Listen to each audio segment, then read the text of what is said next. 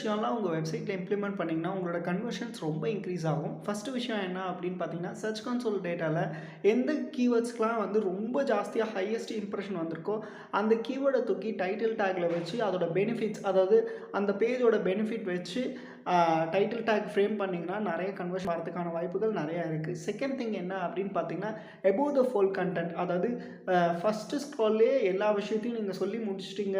ரொம்ப இம்பார்ட்டண்டான விஷயம், what peoples can expect from our website அப்படிங்கிறது நீங்கள் சொல்லிட்டீங்க அப்படின்னா ரொம்ப கன்வர்ஷன் ஜாஸ்தியாக வரதுக்கான வாய்ப்பு இருக்குது. தேர்ட் திங் என்ன அப்படின்னு பார்த்தீங்கன்னா, ஸ்லைட் ஷோ, அதாவது ஸ்லைட்ஸ் வந்து தள்ளி விட்டு இருக்கும்ல, அதை வந்து நீங்கள் வந்து எடுத்துருங்க. அது இருந்துச்சுன்னா வந்து கன்வர்ஷன் ரேட் அடி வாங்கும்.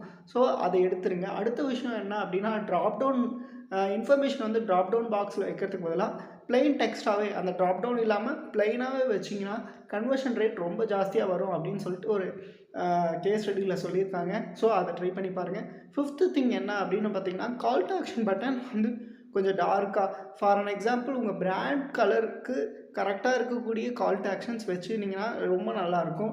இந்தந்த கால் டு ஆக்ஷன் பட்டன் கலர்ஸ்லாம் நல்லா ஒர்க் அவுட் ஆகுது.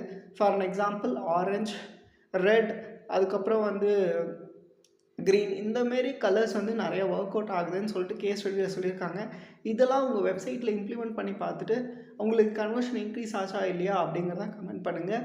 உங்களுக்கும் உங்கள் வெப்சைட்டுக்கும் எஸ்ஏ பண்ணி தரணும் அப்படின்னு நினச்சிங்கன்னா எனக்கு காண்டாக்ட் பண்ணுங்கள், நான் உங்களுக்கு பண்ணித்தரேன்.